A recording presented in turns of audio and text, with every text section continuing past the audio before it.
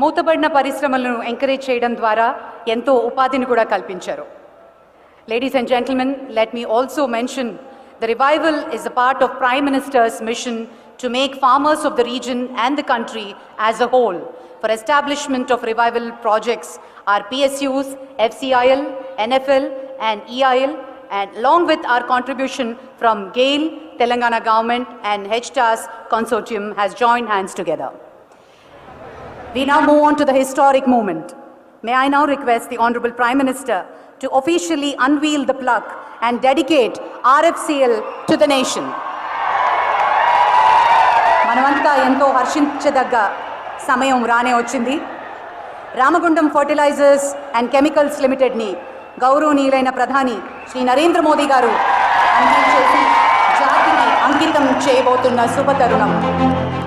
सन 2014 तक भारत उर्वरक की घरेलू मांग को पूरा करने के लिए बड़े पैमाने पर आयात पर निर्भर था। शुरू से ही किसानों की खुशहाली माननीय प्रधानमंत्री श्री नरेंद्र मोदी की प्राथमिकता रही है। उसी के अनुरूप सरकार ने नई निवेश नीति अपनाई, जिसके तहत कई महत्वपूर्ण कदम उठाए गए। यूरिया को 100% नीम कोटेड किया गया और गोरखपुर, सिंदरी, बरौनी, तालचेर एवं रामगुंडम स्थित बंद पड़े 5 उर्वरक इकाइयों को पुनर्जीवित किया गया है। इसके कारण किसानों को यूरिया आसानी से उपलब्ध हो रही है, वहीं इसकी आयात में भी कमी आई है। हमने तय किया किसानों को जितना चाहिए उतना यूरिया देंगे, लेकिन कोशिश करेंगे कि पहले मेरे देश में जो कारखाने बंद पड़े हैं उनको चालू करेंगे। तेलंगाना राज्य के रामगुंडम में स्थित Ramagundam fertilizers and chemicals limited दक्षिण भारत में अपनी तरह का पहला अत्याधुनिक प्राकृतिक गैस आधारित सबसे बड़ा संयंत्र है, जिसको आज प्रधानमंत्री श्री नरेंद्र मोदी जी द्वारा देश को समर्पित किया जा रहा है। ये कृषि और किसानों के हितों के प्रति पूरी तरह समर्पित भारत सरकार के प्रयासों का परिणाम है।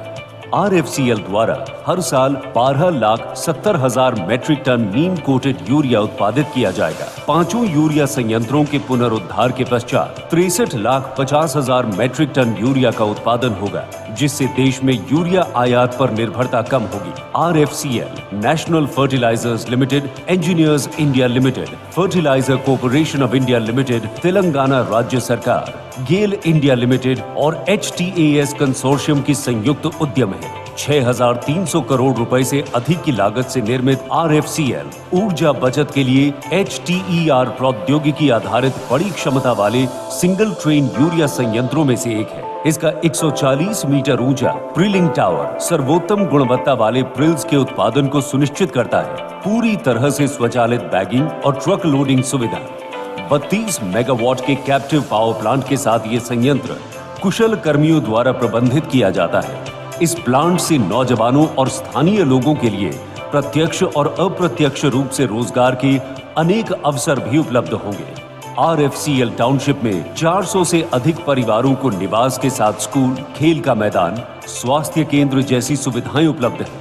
RFCL तेलंगाना राज्य के साथ साथ आंध्र प्रदेश, छत्तीसगढ़, ओडिशा और महाराष्ट्र को भी यूरिया प्रदान करेगा। माननीय प्रधानमंत्री के आत्मनिर्भर भारत की सोच को साकार करने में एक बड़ी भूमिका निभाने के लिए तैयार ये संयंत्र स्थानीय किसानों को उर्वरकों की समय पर आपूर्ति करने के साथ यूरिया का आयात को कम करेगा। उर्वरक आत्मनिर्भरता की दिशा में अहम योगदान देगा और कृषि विस्तार को मजबूती देगा।